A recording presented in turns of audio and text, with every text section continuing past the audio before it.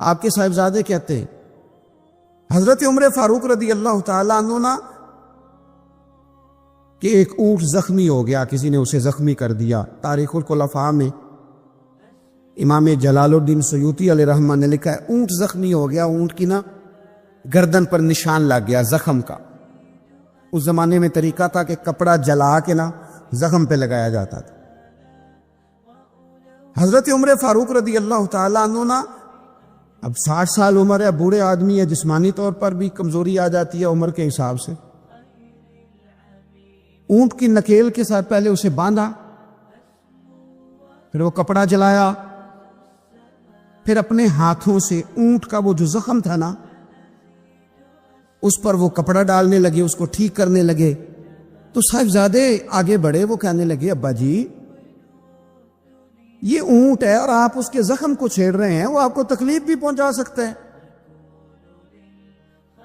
تو یہ آپ 2-3 غلاموں کے ذمہ لگا دیں، وہ اس کے زخم پر دوائی مرہم پٹی کر دیں گے، یہ آپ کو کاٹ ہی نہ لے۔ تو کہتے ہیں حضرت عمر فاروق نے میری بات کو جھٹکا، فرمانے لگے پیچھے ہٹ جا، حکومت میری ہے کہ غلاموں کی ہے؟ ذمہ داری میری ہے کہ غلاموں کی ہے؟ فرمایا پتر میں تو ڈر رہا ہوں کہ کہیں یہ اونٹ ہی قیامت میں میری شکایت نہ کر دے، یہ میری شکایت نہ کر دے کہ اللہ میں بیمار ہو گیا، زخم لگ گیا، حکومت عمر کی تھی اور کسی نے مجھے پوچھا ہی نہیں۔ میرے دوستو احساس ذمہ داری اب یقین کریں نکل گئی، ہم لاؤبالی لوگ ہیں، لاؤبالی۔ میں کبھی سفر کرتا ہوں بہت زیادہ، تو میرے جو ڈرائیور حضرات ہوتے ہیں وہ میرے ساتھ وقت گزارنا خاصا مشکل کام ہے،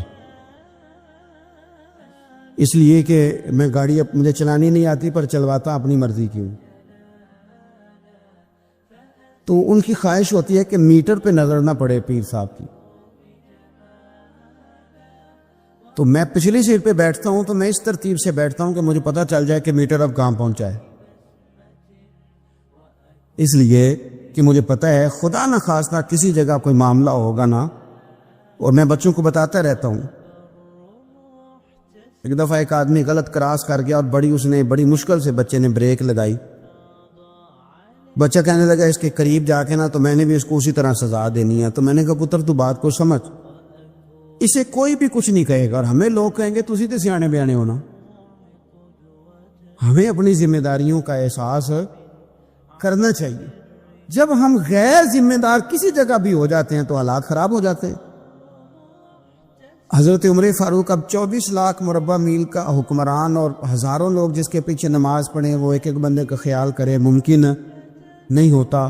ایک بڑے جلیل القدر صحابی تھے حضرت سعید بن یربوع رضی اللہ تعالیٰ، حضرت عمر کے زمانے میں نا نابینا ہو گئے، حضرت فاروق اعظم رضی اللہ تعالیٰ عنہ لوگوں سے پوچھا کہ سعید نہیں نظر آ رہے، اس کی حضور ان کی بینائی چلی گئی ہے۔ جناب عمر گھر گئے، تعزیت کی، آپ کو تکلیف پہنچی، اللہ آپ کا بھلا کرے۔ آپ ان سے پوچھتے ہیں بھائی یہاں تو کوئی سپاہی چلا جائے نا دنیا سے تو کوئی صوبائی وزیر یا کوئی افسر آ جائے بس کافی ہے، وزیر اعظم صاحب کے پاس کہاں وقت ہے؟ وہ کہتے ہیں 2 منسٹر بھیج دیے تھے، بات ختم ہو گئی۔ حضرت عمر خود گئے، صحابی کی آنکھیں چلی گئی تھی، اور جا کر کے اسے کہنے لگے کہ اب آپ مسجد کیسے آئے جائیں گے؟ انہوں نے کہا حضور یہ تو میرے لیے بڑی تکلیف والا معاملہ ہے، نابینا ہو گیا ہوں، تنہا تو جا نہیں سکتا، قربان جاؤں سیدنا فاروق اعظم پر۔ حضرت عمر فاروق رضی اللہ تعالیٰ عنہ نے ایک بندے کی باقاعدہ ڈیوٹی لگائی، فرمانے لگے تیری آج کے پاس ذمہ داری ہے 5 وقت حضرت سعید کا بازو تھامنا ہے، تو انہیں مسجد پہنچانا ہے، اور 5 وقت ان کو گھر لے کے آنا ہے۔ اور فرمایا یاد رکھنا، یہ نہ سمجھنا کہ میں آرڈر دے کے بھول جاؤں گا، میں ہر ہفتے تم سے پوچھا بھی کروں گا کہ تم نے سعید کے ساتھ کیا سلوک کیا۔ تو چھوٹی چھوٹی چیزوں کا فوجی، جیسے کہ میں نے پہلے کہا ہے، وہ سال کے بعد نا کبھی کوئی تقریب ہوتی ہے تو بلا کے نا فوجیوں کے بچوں کو، ان کی ماں کو، تو ایک تمغہ دے دیا جاتا ہے، پھر چھٹی کبھی کسی نے پوچھا ہے کہ یتیمی میں بچوں کا کیا حال ہوا؟ کبھی کسی نے پوچھا ہے کہ پھر پیچھے کیا حالات ہیں؟ میں کوئی لسٹ نہیں بیان کرتا، لیکن میں ثبوت رکھتا ہوں کہ جن کے لیے ترانے پڑے گئے اور بہت بڑی انٹرنیشنل کانفرنسیں کی گئیں اور میڈیا میں بڑا کچھ دکھایا گیا، ان کے بچوں پر وہ وقت بھی آیا کہ انہوں نے روٹی مانگ کے کھائی۔ یہ فوٹو سیشن کرانا آسان کام ہے، لیکن ان کا خیال رکھنا یہ مشکل کام ہے، مشکل کام ہے۔ بھیج دیا کسی کو، وزیر کو، جا چیک دیا جا کے شہید کی بیوہ کو، وہ فلاں آدمی پولیس میں شہید ہو گیا، تو وہ بیوہ بعد میں بتا رہی ہے کہ وہ چیک میں نے 5 دفعہ بینک بھیجا ہے، وہ کیش ہی نہیں ہوتا، کیونکہ فوٹو تو آ گئی، بات تو ختم ہو گئی۔ اور آپ کے ملک میں اس طرح بھی ہوا کہ ایک شہید کے لیے سیمینار ہوا، بہت بڑا تمغہ دیا گیا، اس کی والدہ کو بلایا گیا، اور جب تک تو کیمرے چل رہے تھے تو تب تک تو اس کو بڑا اعزاز تھا، ترانہ بھی بج رہا تھا، بندے آنسو بھی بہا رہے تھے، اور جب ختم ہو گیا سارا کچھ تو پھر اس کی ماں کو نے کونے میں زمین پہ بٹھا کے، وہ ویڈیو آ گئی اس کی، وہ زمین پہ بٹھا کے نا دور اس کی ماں کو، جس کا بیٹا ملت پر، قوم پر، مذہب پر قربان ہوا، اس کو زمین پہ بٹھا کے تو اس کے ہاتھ میں روٹی پکڑائی گئی، اور چھوٹے سے ایک برتن میں سالن ڈال کے اس کے آگے رکھا گیا، تو وہ دیہاتی عورت، سب لوگ موج سے کھانا کھا رہے ہیں، جو مہمان خصوصی ہیں روٹی کھا رہے ہیں، جو تمغے دینے آئے، اور جو لینے آئی اس کو وہاں بٹھا دیا۔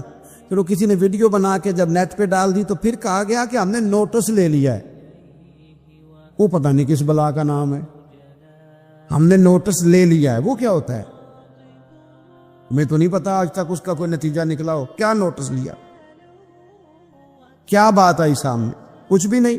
وہ جی پتہ کر رہے ہیں، وہ 2-4 بندوں کی کمیٹی بنا دی ہے، وہ کمیٹی خیال کرے گی۔ کیا صاحب آپ بات کرتے ہیں؟ آؤ میں آپ کو نبی پاک علیہ وسلم کے اس شاندار غلام کی بات بتاؤں۔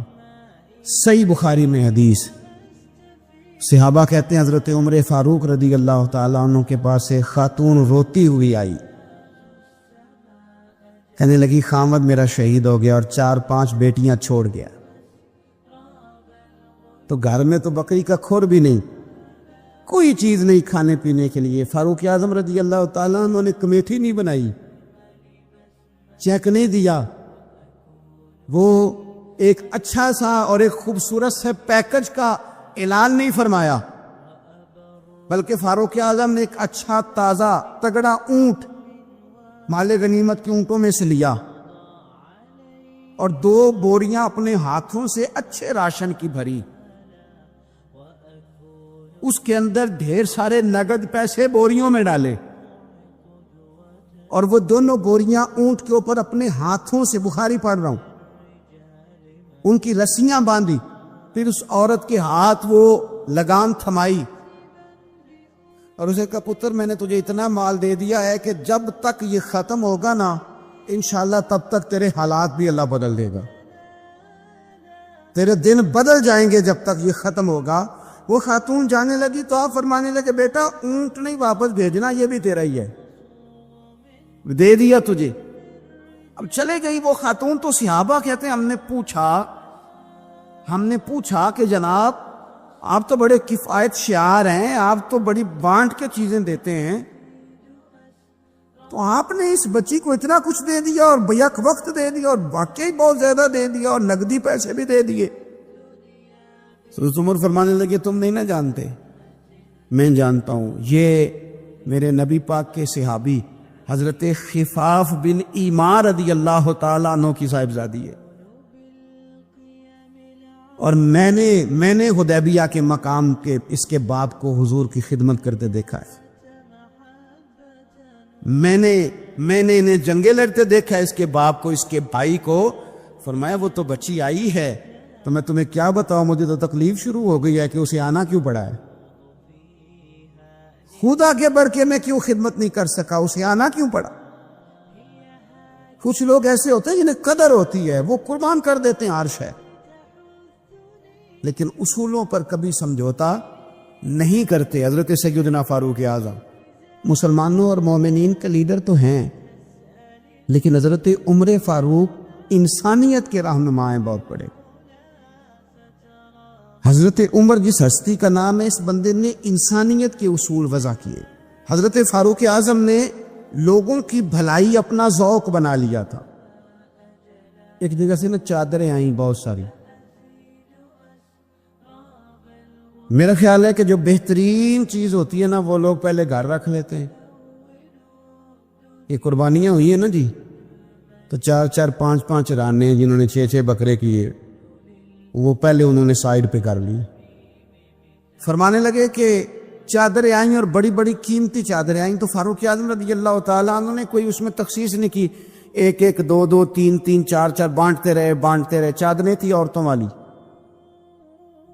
اب جو سب سے نیچے سے چادر نکلی وہ اتفاق سے بڑی شاندار نکل آئی، وہ سب سے نیچے قیمتی چادر نکل آئی۔ تو چادر بڑی حسین ہے اور باری بھی حضرت عمر کی لگ گئی، ان کے گھر جانی تھی چادر ان کی اہلیہ کے لیے۔ تو ایک صحابی کہنے لگے یہ آپ کی زوجہ جناب ام کلثوم رضی اللہ تعالی عنہا پر بڑی جچے گی چادر، بڑی حسین ہے، اور یہ خاتون اول کو بڑی جچے گی۔ تو حضرت عمر کہنے لگے ام سلیت رضی اللہ تعالی عنہا ایک خاتون ہے، یہ چادر انہیں دوں گا۔ کہا ان کو کیوں دیں گے؟ فرمانے لگے اس لیے کہ احد میں جب بہت سارے لوگ زخمی ہو گئے تھے تو میں نے اس بی بی کو دیکھا تھا مشکیزہ اٹھا کے نبی پاک کے غلاموں کو پانی پلا رہی تھی، تو یہ خوبصورت چادر اس کے حصے میں آئے گی اس رسول اللہ کے دین کی خدمت کی۔ وہ حضرت عمر نے بتایا جو حضور کے دین کی خدمت کرتے رہے ہم ان کی خدمت کرتے رہے۔ حضرت فاروق اعظم رضی اللہ تعالیٰ نے چھوٹی چھوٹی باتوں پہ توجہ کی، اور آپ نے ایک اصول بنایا۔ ایک اصول آپ کو یہ مل جائے گا، ابن جوزی علیہ رحمہ نے اس کو لکھا۔ حضرت عمر فرمایا کرتے تھے کہ حکومت چونکہ میری ہے تو ذمہ داری بھی، یہ نہیں فرماتے تھے کہ اداروں سے پوچھوں گا، متعلقہ آدمی سے پوچھوں گا، یہ نہیں فرماتے تھے۔ میں اس محکمے کے سربراہ کو، اس منسٹری کے وزیر کو، یہ بات نہیں ہوتی تھی۔ حکومت میری ہے تو ذمہ داری بھی میری ہے۔ حضرت عمر فاروق رضی اللہ تعالیٰ نے قانون بنایا، اور اس کو آپ سن لیتے ہیں، کبھی اس کو سمجھنا۔ انسان کو تو روٹی ملے گی، چھت ملے گی، دوائی ملے گی، کپڑا ملے گا، یہ ساری باتیں ٹھیک، لیکن حضرت عمر فرمانے لگے کہ اگر کوئی کتا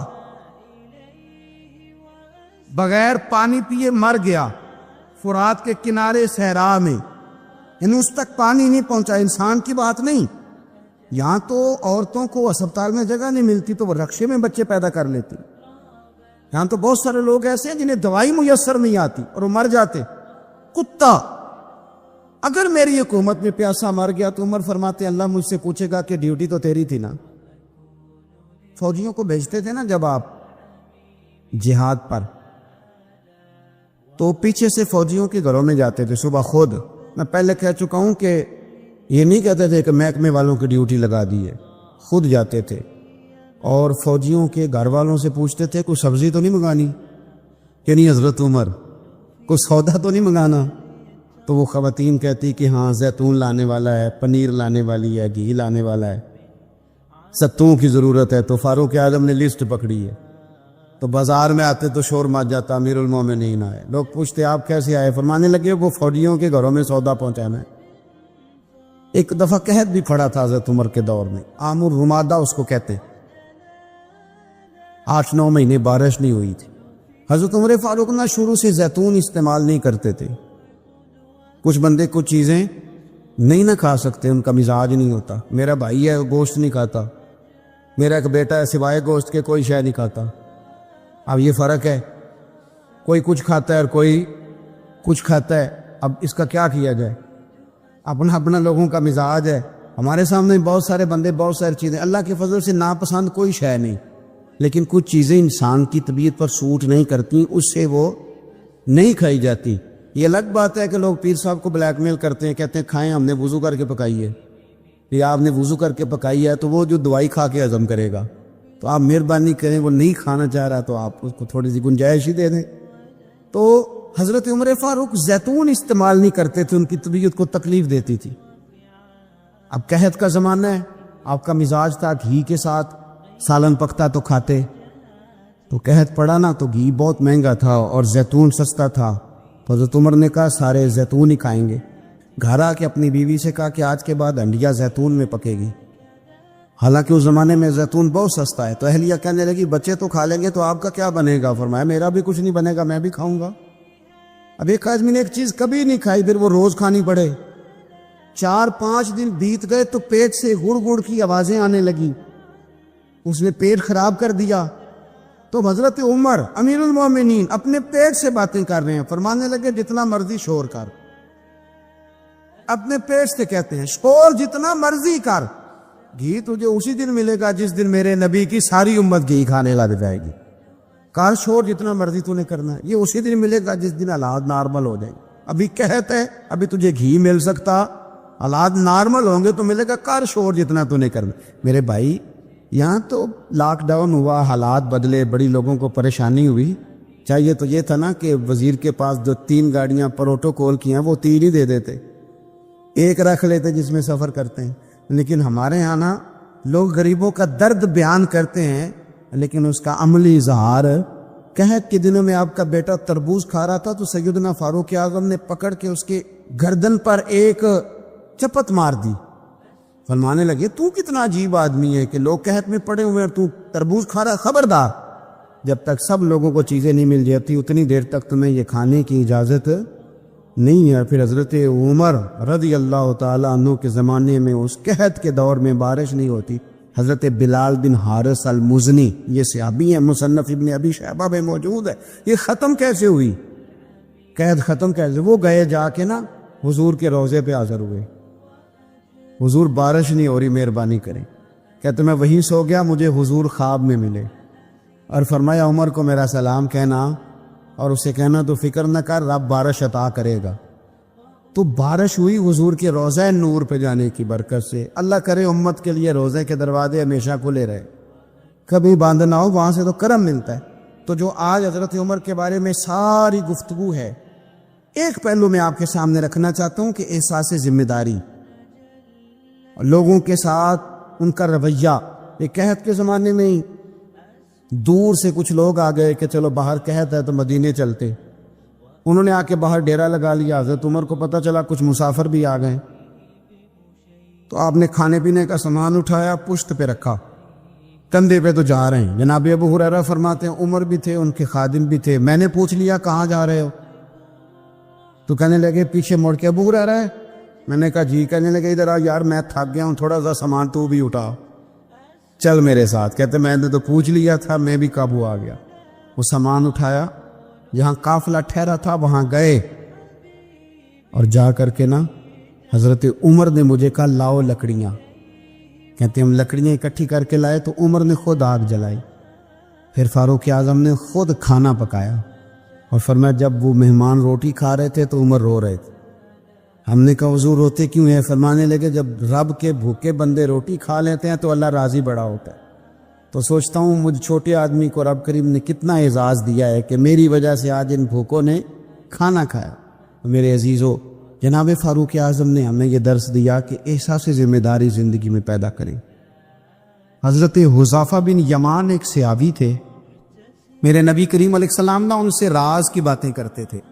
ہر بندے کا آزما ٹھیک نہیں ہوتا، سب سے راز کی بات نہیں کرنی چاہیے۔ حضرت حذیفہ بن یمان کہتے ہیں حضور راز کی باتیں بتاتے۔ مدینہ منورہ میں جو منافقین تھے ان کی لسٹ بھی نبی پاک نے حضرت حذیفہ بن یمان کو دی تھی۔ جب کوئی مشکوک آدمی مر جاتا نا تو صحابہ کہتے ہیں ہم دیکھتے اگر حضرت حذیفہ نے جنازہ پڑھا تو ہم بھی جنازہ پڑھ لیتے۔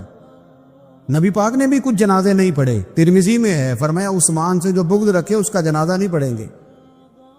حضرت حذیفہ بن یمان اگر جنازہ پڑھتے تو لوگ پڑھتے، وہ نہ پڑھتے تو لوگ جنازہ نہ پڑھتے۔ حضرت حذیفہ بن یمان کہتے ہیں جناب عمر فاروق کی خلافت کے آخری ایام تھے، کچھ دنوں کے بعد وہ شہید ہو گئے۔ فرماتے آدھی رات کا وقت تھا، میں گھر میں سویا تھا بڑا بے فکر، اچانک میرے دروازے پہ دستک ہوئی، میں گھبرا کے اٹھا، اتنی رات کو کون آیا؟ کہتے قربان جاؤں، دروازے پہ گیا تو امیر المومنین فاروق اعظم دروازے پہ۔ میں نے کہا عمر کوئی حکم تھا تو مجھے بلا لیتے۔ کہنے لگے میں نا امیر بن کے نہیں آیا، تیرا ویر بن کے آیا ہوں۔ امیر المومنین کی حیثیت سے سرکاری کام سے بلاتا تو وہاں بلاتا، مجھے ایک ذاتی کام پڑ گیا۔ کہتے میں نے عمر کو گھر کی اندر بلا کے چارپائی پہ بٹھایا، میں نے کہا حضور میں غریب آدمی، میں کیا آپ کے کام آ سکتا ہوں؟ تو کہتے انہوں نے نا مجھے ساتھ بٹھا لیا، پھر میرا ہاتھ پکڑ لیا، کہنے لگے تو عمر کو جانتا ہے؟ عمر جھوٹ نہیں بولتا، تو جانتا ہے عمر وعدوں کا پکا ہے؟ کہا حضور جانتا ہوں۔ کہا میں اس وقت آیا ہوں جب دیکھ بھی کوئی نہیں رہا۔ حضرت حذیفہ بن یمان کہتا ہوں پریشان ہو گیا، حضور پہیلیاں نہ بجھوائے، مہربانی کر بتائیں کدھر آئے ہیں؟ تو حضرت عمر فاروق فرمانے لگے 62 سال کا ہو گیا ہوں، 63 میں چل رہا ہے، داڑھی سفید ہو گئی ہے، پھل پک گیا، اٹھ فریدہ ستیا، داڑھی آ گیا کور، اگا نیڑے آ گیا، پیچھا رہ گیا دور، اب قبر اشر کا معاملہ صاف نظر آنے لگا ہے۔ کہا حضور مجھ سے کیا چاہتے ہیں؟ حضرت عمر رو پڑے، کہنے لگے آج میں عشاء کے بعد نکلا ہوں تو نبی پاک کے صحابہ مجھے نیک کہہ رہے تھے، پھر میں نے بچوں کی ماں سے اور بچوں سے بھی پوچھا ہے، وہ بھی مجھ سے راضی ہیں، پر حذیفہ تیرے ساتھ نبی پاک راز کی باتیں کرتے تھے، سچ بتا کہیں عمر کا نام منافقوں میں شامل تو نہیں؟ سچ بتا ان منافقین میں تو شامل نہیں، کہیں اوپر سے تو نہیں سارا کچھ؟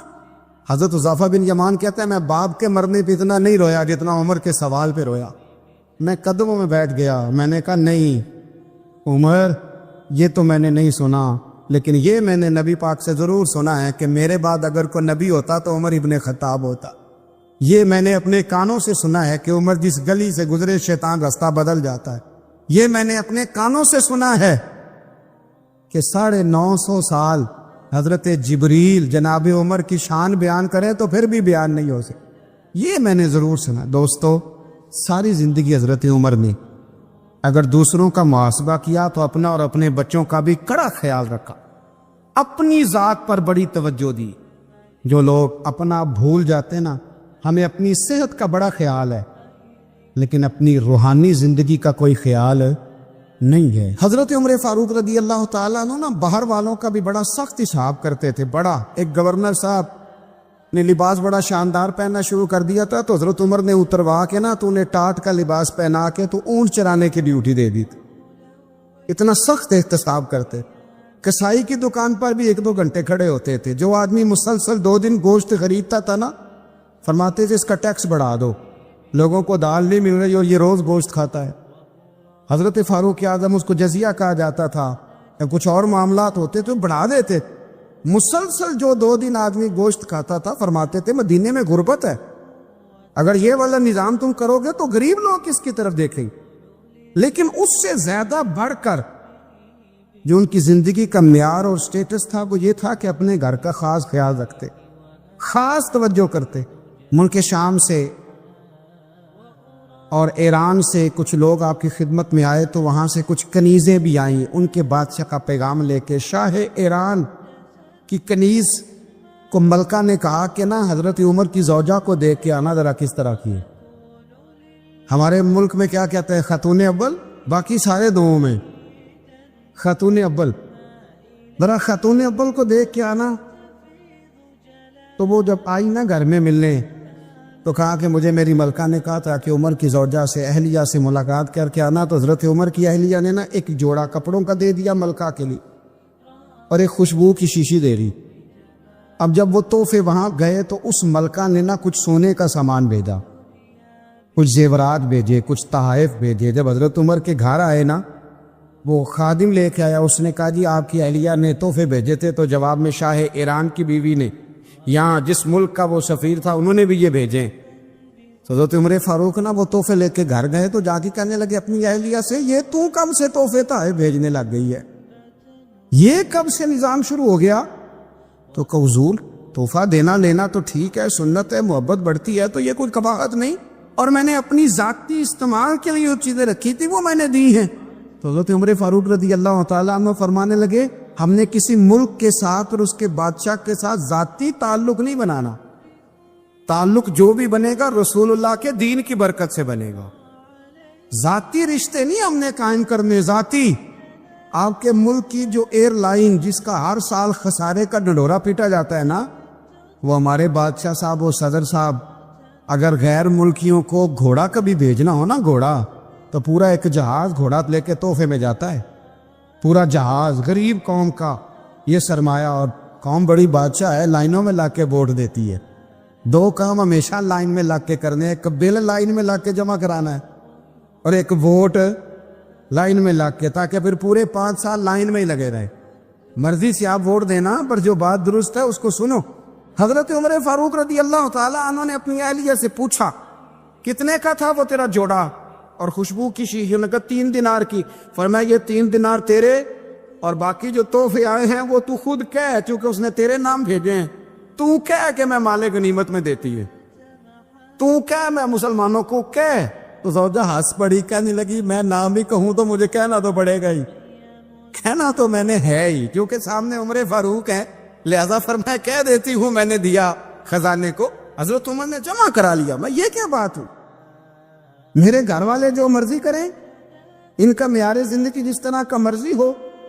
اور حضرت عمر ایک جملہ کہا کرتے تھے، اللہ کرے کہ یہ باتیں اس دور حاضر میں ہماری سمجھ میں آئیں۔ حضرت عمر فاروق رضی اللہ تعالیٰ عنہ اپنے بچوں کو فرمایا کرتے تھے کہ بہت آدمی کو بھوک لگی ہو نا، اور پھر اس کی پسند کا کھانا پکا ہو، اتنے شوق سے وہ اس کھانے کو دیکھتا ہے نا، فرمایا اس طرح پوری قوم اپنے بادشاہوں کے خاندان کو دیکھتی ہے، اس تیزی کے ساتھ دیکھتے ہیں کہ ان کے گھر میں کیا ہو رہا ہے، ان کا معیار زندگی کیا ہے، ان کا سٹیٹس کیا ہے۔ آپ کے بچے دونوں کاروبار کے لیے مصر گئے، ایک بہت بڑا قافلہ گیا مدینے سے مصر تجارت کے لیے، تو یہ گئے تجارت کے لیے، تو حضرت عبداللہ ابن عمر، حضرت عبید اللہ ابن عمر، حضرت عمر کے دونوں بیٹے گئے۔ جناب عمر فاروق کے بچے جب وہاں پہنچے تو مصر کے گورنر نے نا لوگوں کو تعارف کرایا کہ یہ عمر فاروق کے بیٹے ہیں۔ ایک چھوٹی سی بات کر دوں، یہ چودھری کے بیٹے کو کون بتاتا ہے کہ تو چودھری کا بیٹا ہے؟ باہر والے بتاتے ہیں، گھر والے۔ اور سیٹھ صاحب کے بیٹے کو کون بتاتا ہے کہ تو سیٹھ صاحب کا بیٹا ہے؟ اور مالک کو کون بتاتا ہے کہ تو مالک کا بیٹا ہے اور یہ کرایہ دار ہے؟ یہ کون بتاتا ہے؟ یہ سوچ ہم دیتے ہیں بچوں، چودھری اور کمی کی سوچ، امیر اور غریب کی سوچ، مالک اور کرایہ دار کی سوچ، گھر کے مالک کی اور کام کرنے والے کی سوچ، یہ ہم دیتے ہیں۔ یاد رکھنا، یہ ہم دیتے ہیں، یہ ہمارا مزاج ہے، یہ باہر سے نہیں آتی۔ تو کوئی شہزادہ ہے، تو سیٹھ ہے، تو نواب ہے، یہ سوچ باہر سے نہیں آتی، یہ اماں سوچ دیتی ہے، اماں، یہ ابا سوچ دیتا ہے۔ اور پھر جب تباہی اترتی ہے تو اس کے ذمہ دار بھی باہر والے نہیں ہوتے، گھر والے ہوتے ہیں، گھر والے۔ ہمارے بچوں کی طبیعتوں پر زیادہ نقش باہر والوں کا نہیں ہوتا، گھر والوں کا ہوتا ہے، یاد رکھیے گا۔ حضرت عمر فاروق رضی اللہ، بچے ہیں، شہزادے ہیں، وہ کاروبار کرنے گئے اور وہاں بتایا گورنر صاحب نے کہ یہ فاروق اعظم کے بچے امیر المومنین کے۔ لوگوں نے ان سے زیادہ مال خریدا، تجارت میں زیادہ نفع ہوا۔ ظاہر ہے کہ وہ آپ کے جو اللہ خیر کرے حکمران ہیں، ان کے کاروبار کتنے ملکوں میں ہیں، کس بنیاد پر ہیں؟ وہ صرف اس بنیاد پر کہ وہ حکمران رہے، ان کے لیے آسان تھا بڑے لوگوں سے تعلقات بنانا۔ حضرت عمر فاروق رضی اللہ تعالیٰ عنہ کے بچے ڈھیروں مال کما کے جب واپس آئے نا، تو حضرت عمر سے آ کے بچوں نے بطور محبت کا، ابا جی اللہ نے بڑا ہی فضل کیا ہے، بڑا مال کمایا الحمدللہ، یہ دیکھیں کتنا نوازا ہے۔ تو حضرت عمر کہنے لگے سارے قافلے نے اتنا ہی کمایا ہے، سارے قافلے نے اتنا ہی کمایا ہے؟ تو حضور نہیں، سارے قافلے نے اتنا نہیں کمایا، سب کو اتنا نہیں ملا۔ وہ تو وہاں گورنر صاحب نے لوگوں کو تعارف کرایا تھا کہ یہ عمر کے بچے ہیں، تو لوگوں نے پھر ہم سے بڑا ہی خریدا۔ تو حضرت عمر فرمانے لگے ٹھیک ہو گیا، میں بات سمجھ گیا، اس طرح کرو، جو تمہاری اصل زر تھی نا، جو راز تھی، وہ رکھ لو، اور باقی سارا مال خزانہ میں جمع کرا دو، اس لیے کہ یہ تم نے تجارت نہیں کی، یہ تم نے اپنے باپ کا نام بیچا ہے، یہ تم نے امیر المومنین کے بیٹے ہونے کا فائدہ اٹھایا ہے۔ ہم نے بہت سارے کام اس لیے خراب کیے کہ ہم سست ہو گئے، ہم نے وہ ذمہ داری کسی اور کی لگا دی، ہم نے ساری زندگی پروٹوکول تلاش کیا، عزت تلاش کی، ہم نے لوگوں کو شیشے میں اتارنے کا طریقہ سیکھا، اس نے بے سکونی بھی پیدا کی معاشرے کے اندر، ہمیں بھی تکلیف میں رکھا، دوسروں کو بھی تکلیف میں رکھا۔ اگر مخدوم بنو گے، خدمت کرانے کا مزاج بناؤ گے تو ساری زندگی تکلیف میں رہو گے، اور اگر خادم بن جاؤ گے تو پھر تو ذہن بن جائے گا کہ میں نے کھلاتے ہی رہنا ہے۔ حضرت عمر فاروق نے بتایا لوگوں کو کہ قوم کا سربراہ قوم کا خادم ہوتا ہے، انہیں خدمت کر کے لوگوں کو بتایا کہ اس طرح کر کے اگر اپنی زندگی کو ترتیب دو گے نا پھر تمہارے لیے جینا آسان ہو جائے گا۔ اور کسی بڑے آدمی کا طریقہ بھی یہی ہوتا ہے کہ وہ اس طرح کے طریقے اپنائے کہ ذوق بڑھے۔ حضرت عمر کو لوگ کام کرتے ہوئے دیکھتے تھے تو ان کا ذوق بڑھتا تھا، ان کا بھی دل کرتا تھا۔ وہ کہا تھا نا اقبال نے، وہی ہے تیرے زمانے کا امام برحق جو تجھے حاضر و موجود سے بیزار کرے اور موت کی شکل میں دکھلا کے تجھے جلوہ یار، زندگی تیرے لیے اور بھی دشوار کرے، مشکل کر دے تیرے لیے جینا، وہی ہے تیرے زمانے کا امام برحق۔ تو حضرت فاروق اعظم کے اس کردار کو سمجھیں۔ دعا ہے اللہ تعالی ہمیں ان کے نقش قدم چلنے کی توفیق عطا فرمائے۔ آخر دعوانا الحمد۔ کچھ نہیں مانگتا شاہوں سے یہ شیدا تیرا، اس کی دولت ہے فقط نقش کف پا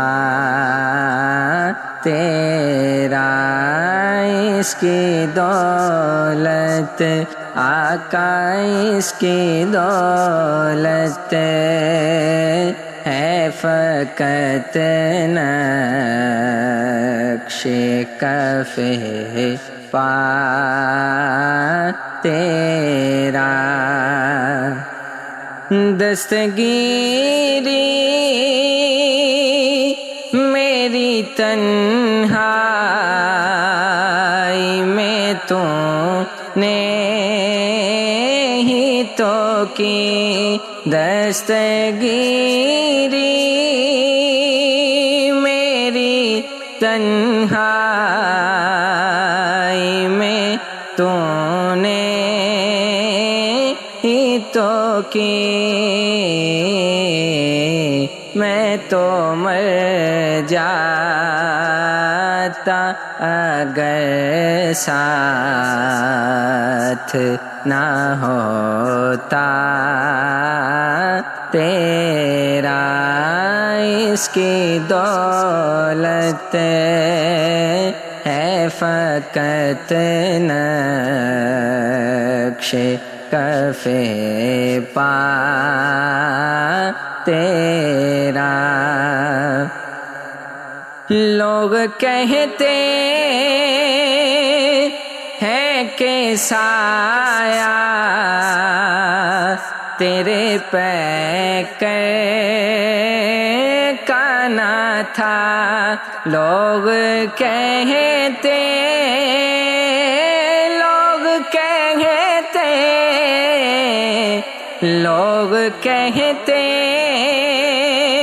ہیں کہ سایہ تیرے پیکر کا نہ تھا، میں تو کہتا ہوں جہاں بر پہ ہے سایہ تیرا، اس کی دولت ہے فقط نقش کف پا تیرا۔ ایک بار اور بھی طیبہ سے فلسطین میں آ، ایک بار اور بھی طیبہ سے فلسطین میں آ، راستہ دیکھتی ہے مسجد اقصیٰ تیرا، اس کی دولت ہے فقط نقش کف پا تیرا.